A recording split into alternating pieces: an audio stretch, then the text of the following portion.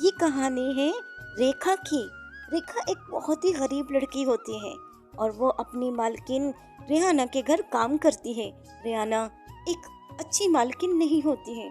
वो रेखा के साथ बहुत ही अत्याचार करती है। रेखा को कहती है, अरे रेखा, पगार तो तुम बहुत जल्दी मांग लेती हो, काम शाम तो तुम बिल्कुल भी नहीं करती हो।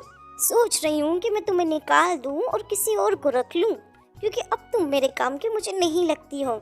समझ आई? काम सही से करना है तो करो, नहीं तो यहाँ से दफा हो जाओ।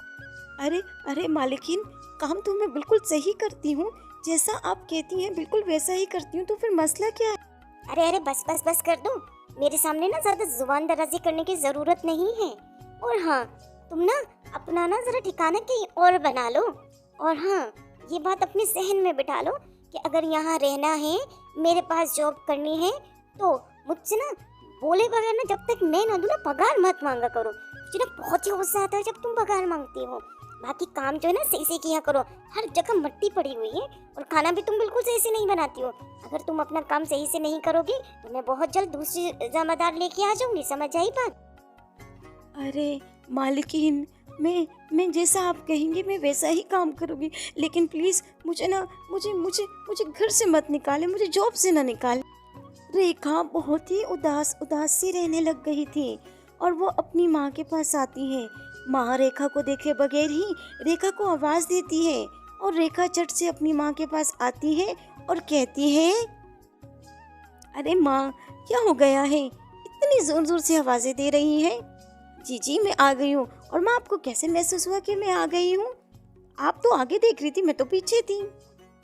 अरे बेटा, तू मेरी बेटी है, मेरा लखते जिगर है। तेरी खुशबू से मैंने पहचान लिया कि मेरी रेखा आ गई है। अच्छा चल बेटा रेखा, मैंने खाना तैयार कर दिया है, जल्दी से हाथ मुंह धो ले और खाना खा ले। रेखा जो है वो अपनी मालकिन के पास आती है। बहुत ही डरी सहमी भी होती है कुछ पैसे मांगने के लिए। लेकिन मालकिन का मूड देख के रेखा तो बहुत सहमी हो जाती। रेखा की मालकिन रेखा से कहती है, अरे, आ गई तुम मैडम साहिबा? हाँ हाँ। और हाँ, जरा उस बाथरूम का देखा है कितने जाले पड़े हुए हैं? जरा उसे भी साफ कर देना। तुम यहाँ की मालकिन नहीं हो, नौकरानी हो। अगर सही से काम नहीं करोगी तो पगार से सारे पैसे काट दूंगी, ठीक है?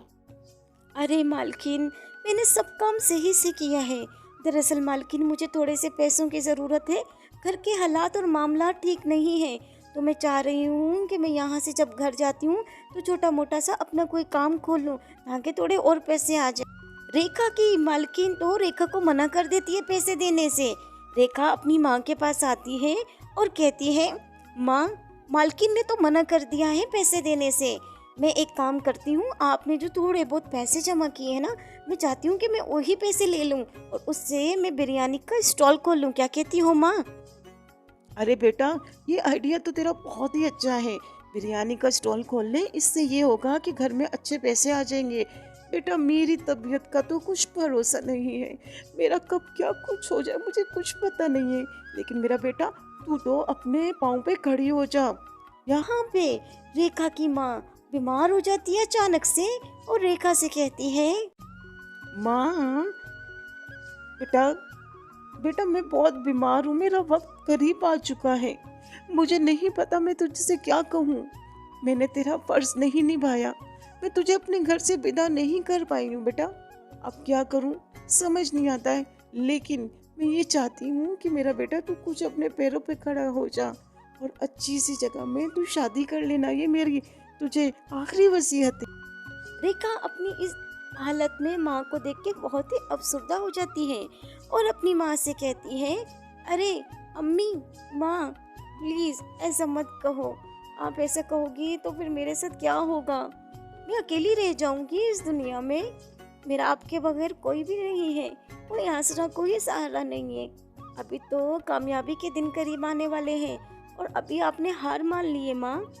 ये कहते हुए वहाँ पे शांति जो है वो चल बसती है और रेखा का तो रो रो के बुरा हाल ही हो जाता है। रेखा अब इस दुनिया में अकेली रह जाती। रेखा की माँ ने जो रेखा को थोड़े बहुत पैसे दिए, उससे रेखा बिरयानी का एक ठेला लगा लेती है और अपने ग्राहकों का इंतजार करती है। यहाँ पर रेखा अपने ग्राहकों को बुला के कहती है, आ जाएं, चटपटी सी बिरयानी खा लें। मज़ेदार सी बिरयानी है। एक बार खाएंगे तो बार बार आएंगे, बार बार खाएंगे। आ जाएं, बिरयानी खा लें मज़ेदार सी।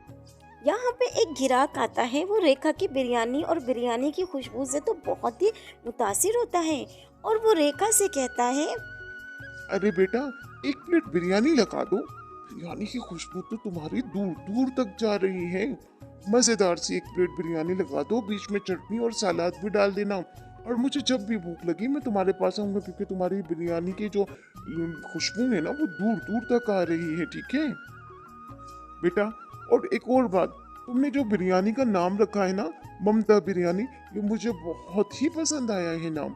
मैंने अपनी माँ के हाथ की बिरयानी खाए हुए अरसा बीत चुका है और मैं ये चाहता हूँ कि मैं ये तुम्हारे हाथ की बिरयानी खाऊं।